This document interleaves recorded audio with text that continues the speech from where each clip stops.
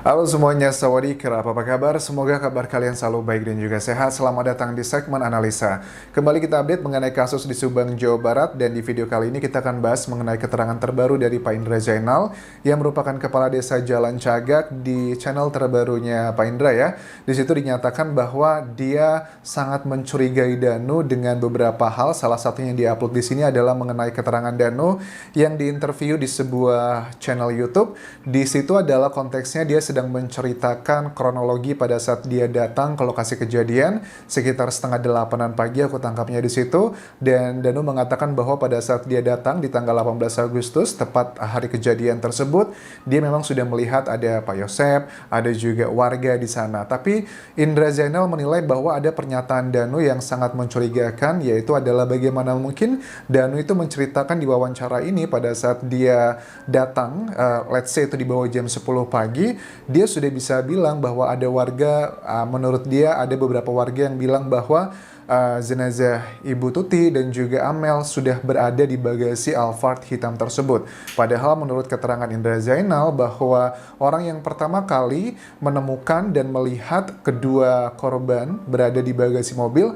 adalah tim Inavis yang notabene itu datangnya sekitar jam 10-an pagi atau jam 11-an, kurang lebih seperti itu, aku agak sedikit lupa, tapi let's say itu di atas jam 10-an pagi. Dan yang pasti itu adalah sebelum sebelum tidak ada orang yang melihat, hanya mereka yang pertama kali melihat. Dan Indra Zainal sepertinya yakin bahwa Danu seharusnya kalau pada saat itu datang, let's say jam 8, jam 9, harusnya belum ada yang tahu begitu, karena waktu itu konteksnya sedang menunggu tim Inavis yang datang. Di sini ada keterangan dari Indra Zainal bahwa ada kutipannya ya di videonya. Amel sama ibu udah nggak ada, udah meninggal Pak. Di mana Nu? Di bagasi. Danu tidak melihat tapi sudah tahu Ibu Tuti dan Amel di bagasi. Sudah adakah tim Inavis sekitaran jam ini sampai Danu sudah tahu ada ibu dan Amel di bagasi? Itu adalah keterangan dari channelnya Indra Zainal. Kemudian coba kita simak dulu bagian mana sih yang menurutnya Pak Indra bahwa Danu itu sangat mencurigakan. Apakah ini hanya kesalahan ucap ataukah ini salah satu indikasi yang membuat tim sepertinya dari Indra Zainal, Yosep dan juga Yoris menaruh kecurigaan terhadap Danu. Kecurigaan ini karena kita tahu juga kan ya, mungkin saja ada dugaan dia terlibat kita tapi belum tahu kan ya perannya seperti apa jika kecurigaannya itu benar. Tapi kita simak dulu keterangannya Muhammad Ramdhanu di sini pada saat dia masuk ke lokasi kejadian tanggal 18 Agustus tersebut. Dia bilang sempat masuk ke dalam karena waktu itu pada saat dia datang sudah ada Pak Yosep dan juga apakah ada beberapa orang. Coba kita simak lebih lanjut ini yang dikatakan Danu saat itu. Lama dari itu udah keluar nggak lama dari itu. Setelah itu udah keluar. Masuk TKP tidak lama langsung keluar. Keluar gitu mungkin dia juga sempat masuk. Oke, bareng sama Pak Yosep. Nah, posisinya nggak jauh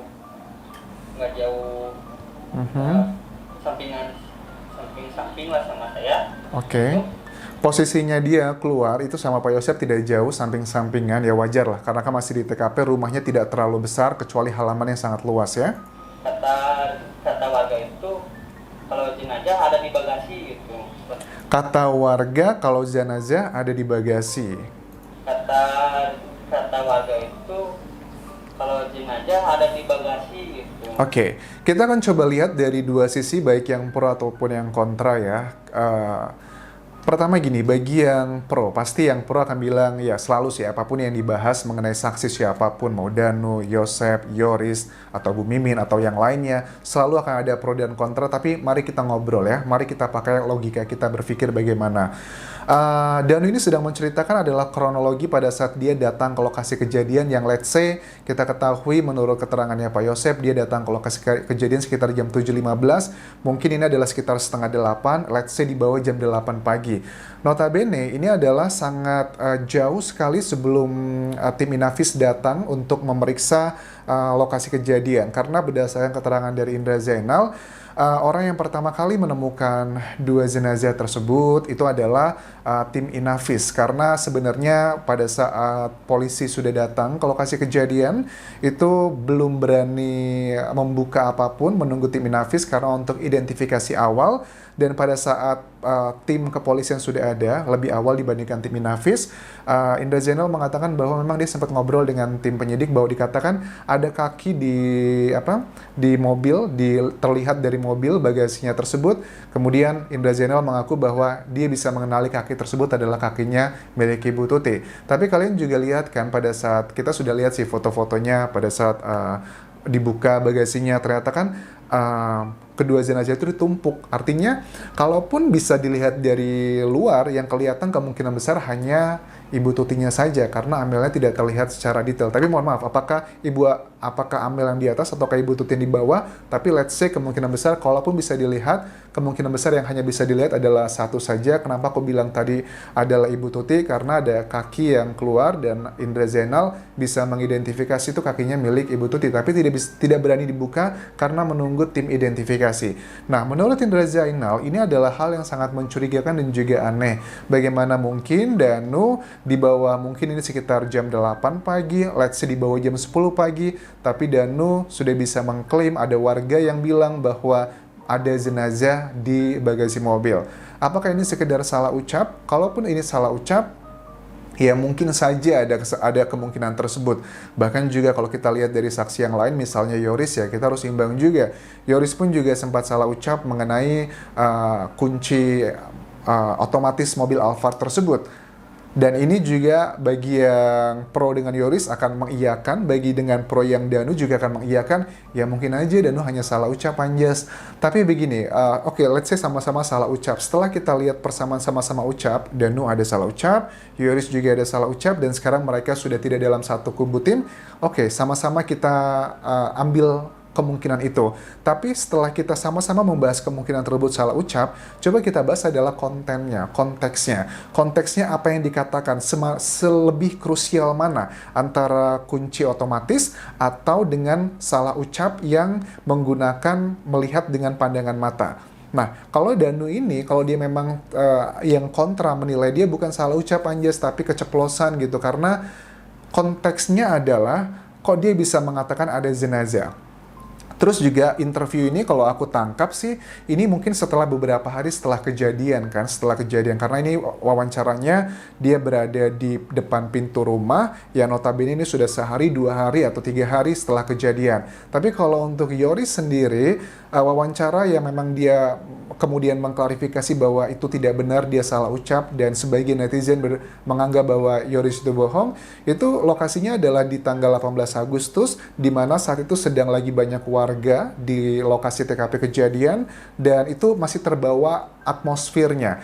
Jadi kalau dari dua hal, salah ucap ini mungkin dari saksi Danu dan juga Yoris, yang lebih aku bahasnya bukan tentang sama-sama salah ucap, tapi lebih ke kontennya. Yang lebih mencurigakan memang adalah Danu. Kalau untuk konten mengenai yang salah ucap ini, yang apakah ini benar atau tidak. Tapi kita akan coba lihat apakah Danu akan mengklarifikasi, tapi tetap sih, yang namanya pengacara juga nanti akan mengklarifikasi, Danu pun juga akan mengklarifikasi. Kita penasaran juga apa alasannya yang akan disampaikan untuk kali ini. Dan ini kan bukan kali pertama terjadi kan ya. Ada beberapa hal, dicek aja video-videoku sebelumnya mengenai salah ucap tersebut. Apakah ini hanya sekedar kebetulan ataukah salah satu hal yang bisa menjadi petunjuk bagi tim penyidik. Kalau kebetulan, ya bisa dicek lagi, karena kan ini Danu diwawancara sekali lagi untuk konteks ini, mungkin ini sehari, 2 hari, atau 3 hari setelah kejadian, berbeda dengan Yoris pada saat di hari kejadian mungkin masih ada atmosfer banyak orang yang curiga menatap Yoris, jadi dia berusaha untuk bohong, walaupun kebohongan tersebut sangat gampang dipatahkan oleh tim penyidik. Ada nggak kunci otomatisnya atau nggak kan bisa gampang dicek kan ya. Tapi kalau untuk hal yang seperti ini membutuhkan pendalaman yang lebih dalam lagi. Lanjut lagi, kita bahas apa yang dikatakan Danu di wawancara ini. Itu Danu juga nangis ya di pinggir jalan, kayak itu ya ada yang nyamper ke Danu, ke Pak Wahyu waktu itu. Dia bilangnya gini aja ke Pak Wahyu, Amel sama ibu serta ayah menunjukkan, Pak, di mana lu di bagasi. Amel sama ibu udah nggak ada, udah meninggal, Pak. Di mana nu di bagasi? Oke.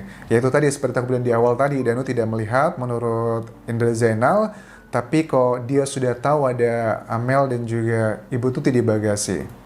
Amel sama ibu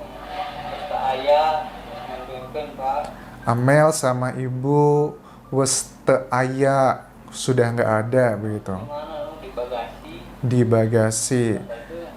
Oke, ini sangatlah complicated sekali ya dengan keterangan ini. Karena sudah memasuki bulan kelima, sudah banyak beredaran jejak digital, artinya setiap saksi pun juga sudah bisa membandingkan nih awal-awal pengakuan atau statement dari saksi manapun dibandingkan dengan yang sekarang begitu. Dan ini adalah salah satu efek buruknya ya bagi setiap saksi begitu. Kalau dia ada keterangan yang berbeda, itu pasti cepat atau lambat akan dibandingkan oleh saksi-saksi lainnya yang merasa menjadi lawannya. Oke, kita coba simak apa yang disampaikan Indra Zainal juga di channelnya di sini. Tidak ada yang tahu. Semua yang ada di TKP, warga yang melihat, warga yang menonton, kemudian media-media yang datang. Itu tidak ada yang tahu bahwa di dalam bahas itu ada 2 mayat. Sebelum tim Inavis datang, tidak ada yang tahu kalau di dalam mobil itu ada 2 jenazah. Seperti yang aku bilang di awal tadi. Oke, tapi sebenarnya gini ya, terlepas apapun sekarang yang menjadi perdebatan di media massa, kita harus mengakui saksi Danu ini dinilai ada banyak hal yang menjadi pertanyaan bagi masyarakat, begitupun juga dengan Yoris, begitupun juga dengan Yosep. Itu adalah 3 saksi yang memang terus menjadi bahan perbincangan di media massa. Oke, setelah video ini nanti akan aku bahas ketiga-tiganya, baik itu Danu, Yoris, dan juga Yosep. Akan aku bandingkan hal-hal yang membuat masyarakat curiga dan hal-hal yang tidak membuat masyarakat itu curiga. Kita lihatnya dari 2 sisi pro dan kontra.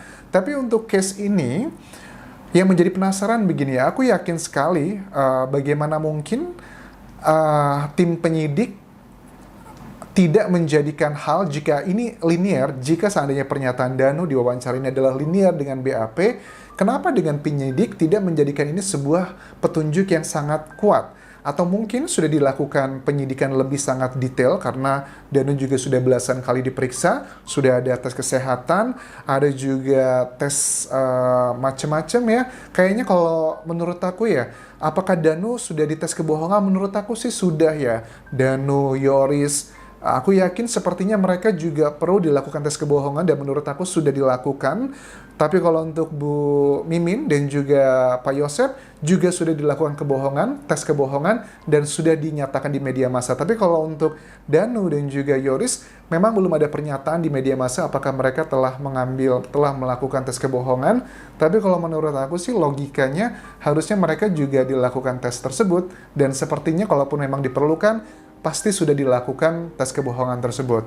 Kita akan coba simak lagi nanti apakah mungkin ini dalam tanda kutip adalah serangan gitu ya dari timnya Yoris dan juga Yosep dan juga dengan Pak Indra di sini. Suka nggak suka sebagian orang akan menilai ini adalah sebuah serangan begitu.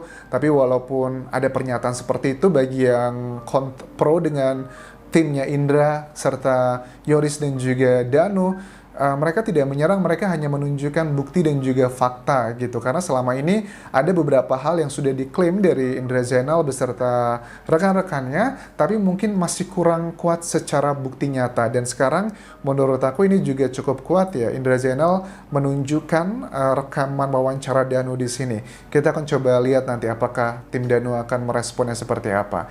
I think that's all yang bisa aku bahas mengenai video kali ini. Terima kasih sudah menonton dan mudah-mudahan ya tim penyidik Polda Jabar diberikan kemudahan untuk segera mengungkap siapakah tersangkanya agar kasus ini tidak semakin berlarut-larut. Semakin lama kasus ini terungkap, akan semakin besar rasa ketidakpercayaan masyarakat terhadap kinerja polisi secara keseluruhan. Tidak hanya untuk lingkungan di Polda Jabar saja, karena ini sudah membawa nama besar, nama baik institusi Polri, Polisi Republik Indonesia.